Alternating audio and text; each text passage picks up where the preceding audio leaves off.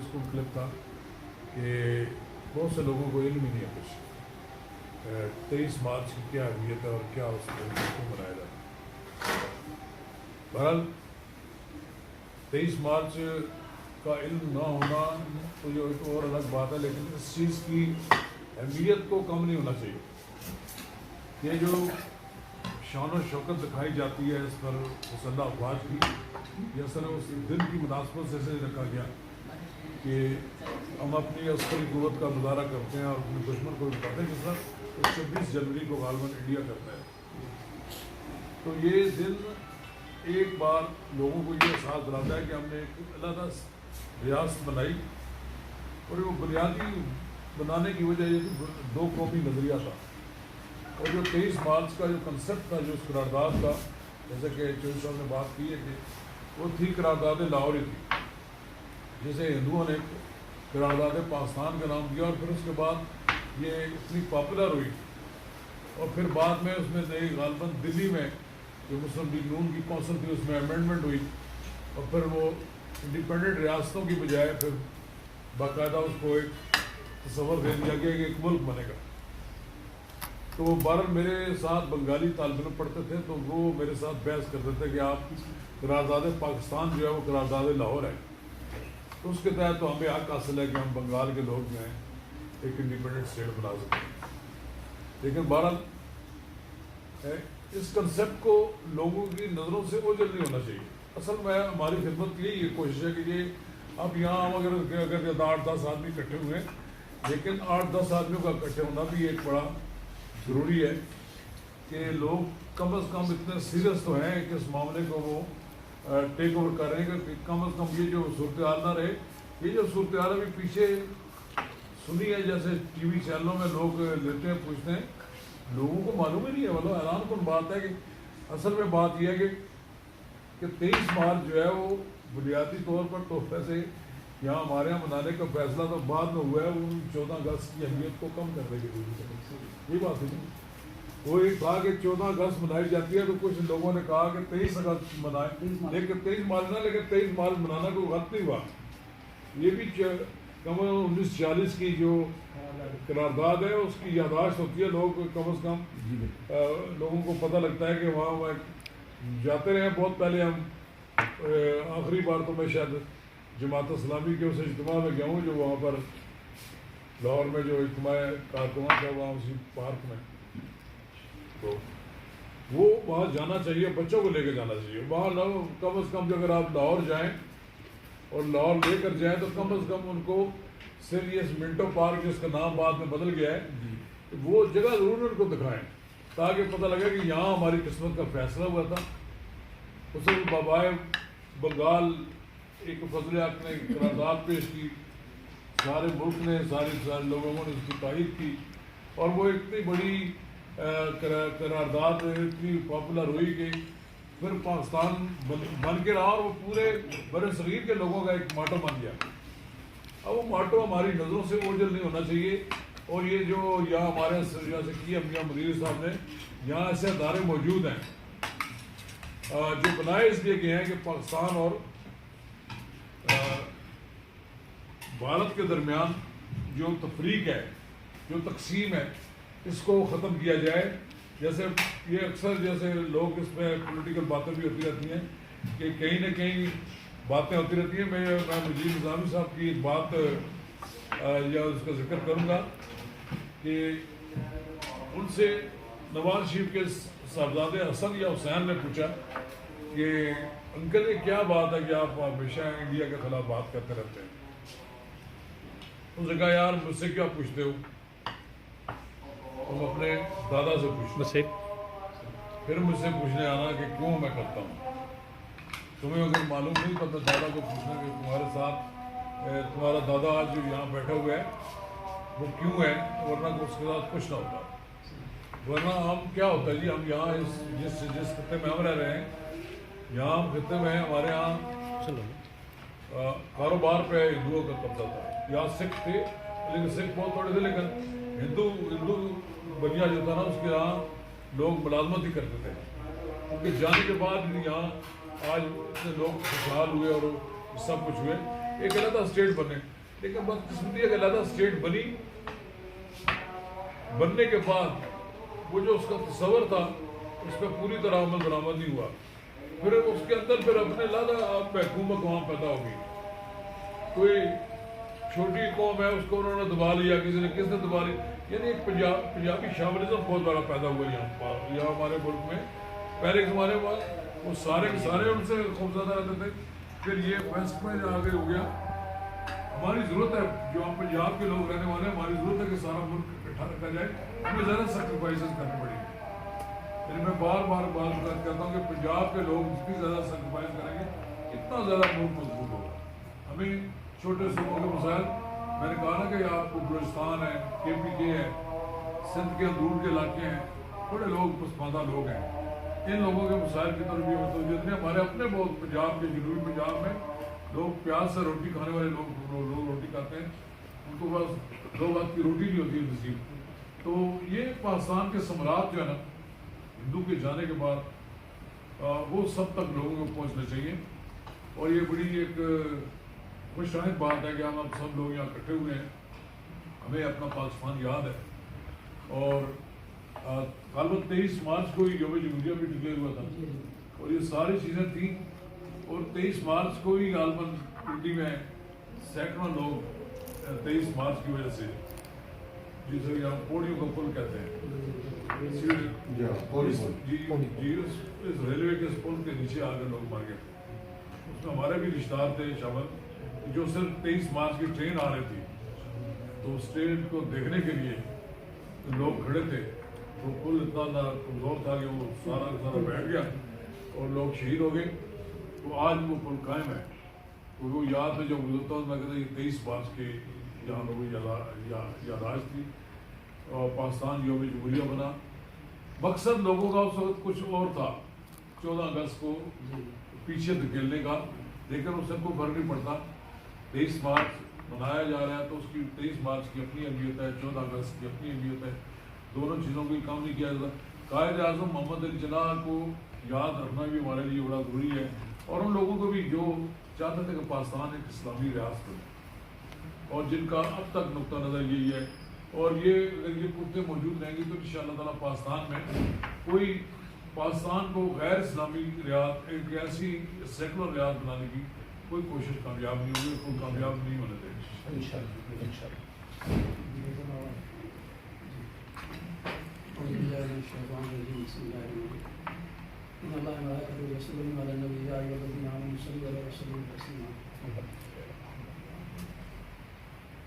آج 23 مارچ کے سلسلے میں اس سلسلے میں دوستوں کو سب دعوت دی ہے. اس کا بہت مشکل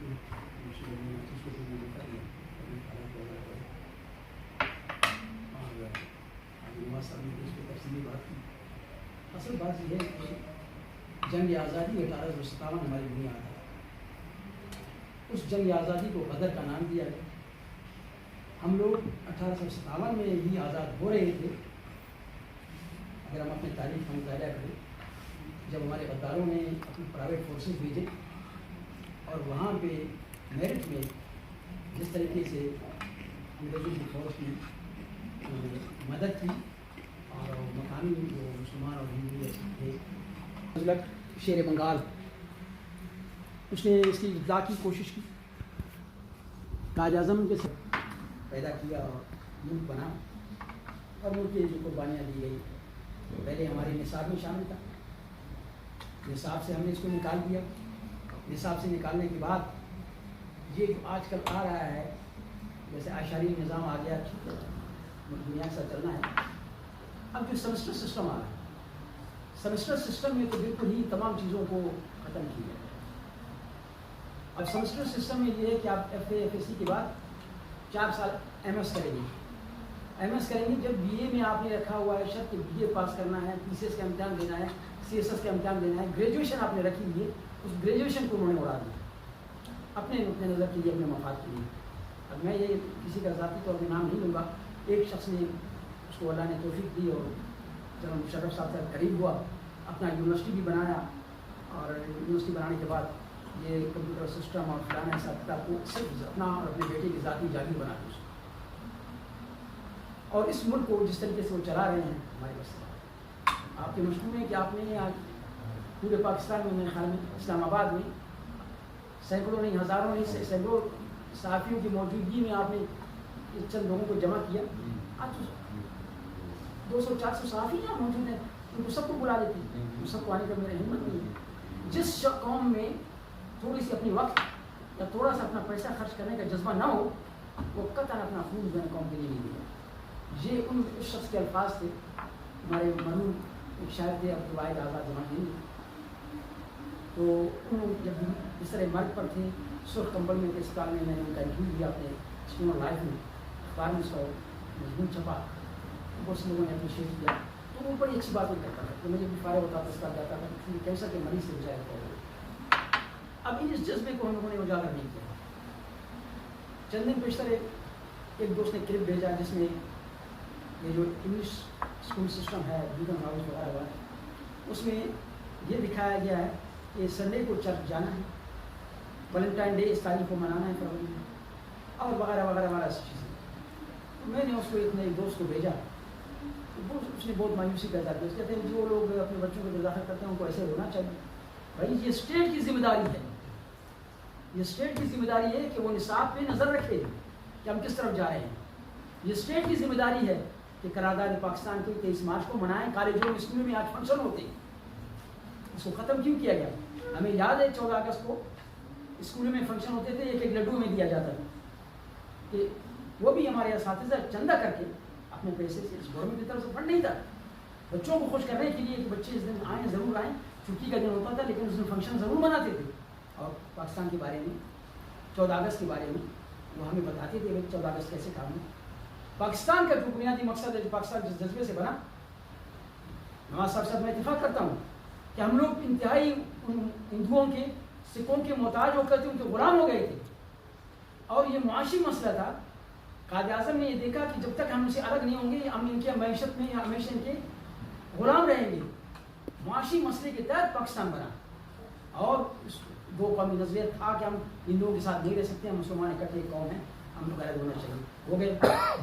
اس وقت موجودہ جو پاکستان ہے, اس وقت پاکستان IMF کا, ورلڈ بینک کا, ایشین ڈیولپمنٹ بینک کا جو قرضدار ہے. ہم ان ہندوؤں سے نکل کر ان جو سفید ہندوؤں کے اور کافروں کے اور انگریزوں کے غلام ہو گئے ہیں, ان کے پالیسیز کو جو ڈکٹیٹ ابھی کر رہے ہیں, جو ٹیکس کا نفاذ کر رہے ہیں, اور جس طریقے سے انہوں نے اپنا نمائندہ لا کر بٹھایا ہے جس کو ہم سینیٹر بھی بناتے ہیں اور ہر دور میں وہ وزیر خزانہ ہے, یہ ہمیں سوچنا چاہیے. اس بار کیا ہم لوگوں میں معیشت دان نہیں ہے؟ کیا ہم معاشیات کو نہیں سمجھ سکتے؟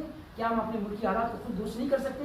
یہ بہت بڑا المیہ نواسا معاملہ ہے اور اس پر ہمیں سوچنا چاہیے, سیمینار کرنا چاہیے. پری ٹرائل سیمینار ہوتے ہیں, budget seminar, pre budget seminar ہوتے ہیں یورپ میں کہ بھائی بجٹ میں کیا کیا ہونا چاہیے. سب لوگ آتے ہیں, اپنا ان پٹ دیتے ہیں کہ بھائی یہ ہونا چاہیے. پھر پوسٹ بجٹ جب چھپتا ہے آتا ہے اس میں بھی پھر سیمینار ہوتے ہیں, پوچھا جاتا ہے جناب کہ کیا ٹھیک ہے کیا غلط ہے, آپ کیا کہتے ہیں. اس میں بھی جو ہے نا وہ اپنا ان پٹ دیتے ہیں, ان کو سب کو اکٹھا کر کے پلاننگ کمیشن میں بھیج دیا جاتا ہے. تو وہ اس کے پلاننگ کے تحت جو ہے نا مزید گورنمنٹ کرتے ہیں, نیکسٹ ایئر کے لیے سوچتے ہیں, کام کرتے ہیں. نہ تو ہم لوگ اپنے ڈیم بنا رہے ہیں, نہ ہم اپنا پانی روک رہے ہیں, نہ ہم بجلی پیدا کرنے کے لیے سوچ رہے ہیں. ہمارے کارخانے بند ہو گئے ہیں بجلی کی کمی کی وجہ سے, گیس کی کمی کی وجہ سے, دوسرے, اور ہم تیار چیزیں چائنا سے منگا رہے ہیں. روزری ہماری تباہ ہو گئی, جو رابطے میں جرسیاں بن رہی تھی وزیر آباد کی, سب بند ہو گئے کیونکہ وہاں سے سستا مال آ رہا ہے, اور دوسری سرحدوں پہ بھی اب برا اثر پڑ رہا ہے. خدا کے لیے ہمیں سوچنا چاہیے اپنے ملک کے بارے میں, اپنے وطن کے بارے میں. اگر اس ملک میں رہنا ہے آپ نے, تھوڑا سا جذبہ ہے, تو ان سب چیزوں پہ آپ نظر رکھیں. اور میں آپ لوگوں کا سب کا مشکور ہوں کہ آپ نے اپنا وقت دیا اور یہاں تشریف لائے, اور اس قسم کے محفلوں میں انعقاد کرنے میں میاں صاحب کے مشکور ہیں. محترم نواز صاحب جیسے سینئر آدمی ہیں, ان کے مشورے کے تحت ان چیزوں کو مزید آگے بڑھایا جائے تاکہ سب لوگ اس سے مستفید ہو جائیں. دعا سے پہلے ایک اعلان, چھوٹا سا اعلان. تو ڈاکٹر صاحب نے مجھے 1 مہینہ پہلے کہا ہوگا, تو بعد میں بھولی یا 2 دن اکٹھے ہوئے ہیں. ڈاکٹر صاحب کی آفر ہے جرنلسٹ کے لیے کہ ان کا جو بھی مقدمہ ہوگا یہ اس کو فری مجھے کہا کہ کیا کر دیں. تو ڈاکٹر صاحب یہ اس کے ہم اپنے فیس بک پہ لگا دیں گے کہ جرنلسٹ کے لیے مطلب جرنلسٹوں کے لیے اور ایسا کوئی ایشو جو نیشنل وائڈ افیکٹ کر رہا ہے ان سب کے لیے بھی واضح. میں ایک منٹ طرف بات آپ کو جو بھی یاد آئی. میں 1994 میں کنونشن تھا ڈھاکے میں تھا. وہ ایسے موقع پہ ہوا تھا جب سارک مالک کا اس وقت وہاں پر اجلاس ہو رہا تھا. 91 میں. جی 94 کی بات. تو میں بھی ان میں گیا تو میں بھی آج پاکستان سے 5-6 پریس کلب کے ضرور تھے ان میں بھی جاتا. تو وہاں ایک دن ہمیں پاکستان ایمبیسی میں بھی جانا پڑا. اپنے ہائی کمیشن کلاتا تھا جب. تو وہاں پر محمد حسن ملک صاحب ہوتے ہیں. میں بوڑھے ہو گئے ہوں گے پتہ نہیں آپ کے بڑے وہاں پر منسٹر کلاتے تھے زمانے میں. وہاں کا جو تھا نا وہ پاکستان ایمبیسی. انہوں نے کہا جی ہمارے پاس پیسے نہیں ہیں 23 مارچ بنائے. یعنی ایک طرف انڈیا ہے پینیٹریٹ کر رہا ہے بنگالیوں میں بھی, اپنا پیسہ خرچ کر رہا ہے, سب کچھ کر رہا ہے. تو ہماری غیرت جو ہے نا, ہم 23 مارچ سے پہلے ایک دن 2 دن پہلے ہم وہاں سے آگے, کیونکہ ان کے بھی وہاں جو تھا نا وہ بھی اپنے یوم آزادی منا رہے تھے. اس کو کیا نام ہے جو بنگالی بھی اس میں. تو کہنے لگے کہ ہم نے فیصلہ کیا کہ جتنا عملہ ہے یہاں پر ہر آدمی اپنی حیثیت کے مطابق اس میں پارٹیسپیٹ کرے. تو اس نے کہا, کسی نے کہا جی میں پکوڑے بنا کے لاؤں گا, کسی نے کہا جی میں سموسے لے کر آؤں گا گھر سے. امبیسڈر نے کہا جی میں فش کا انتظام میں خود کروں گا. میں زیادہ پیسے لینے والا ہوں. انہوں نے کہا یہ میرے کھاتے میں ڈالے کہ میں.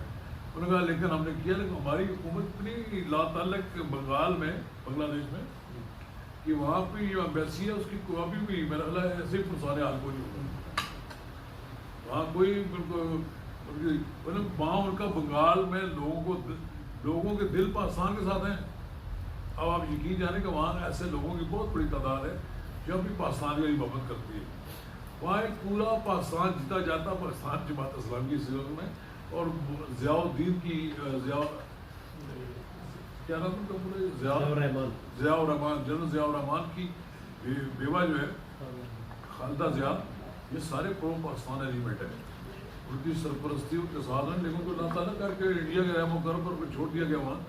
اور دوسری طرف جو ہے شیخ مجیب الرحمان کی بیٹی جو ہے حسینہ واجد نے کوئی ایسا آدمی نہیں چھوڑا جسے سمجھتے تھے کہ جس نے پاکستان کے لیے آواز اٹھائی. اور لوگ اپنی جانوں کی قربانیاں دی ہیں لوگوں نے. وہ بڑے بڑے لوگ تھے. میں پروفیسر غلام اعظم سے ملا جی ملنے کے لیے صرف مجھے یہ خواہش تھی. تو ان کی جو چھوٹا سا دفتر تھا اوپر سیڑھیاں چڑھ گیا. پھر میں گیا صلاح الدین جو تھا نام اس کا بیٹا فضل قادر کا جو بیٹا تھا سر, وہ بھی پھانسی کے تخت میں چڑھا. تو اس طرح کے اور لوگ, وہ ہے جس نے شیخ مجیب الرحمان کو مارا اسی میں ملا. تو وہ وہاں لوگ بڑے پاکستان کے لیے. تو وہ ہمارے یہاں تو یہاں سب کہیں چھوڑو جی اب جان چھوٹی ہے. یہ ویسے آپ کی بات سے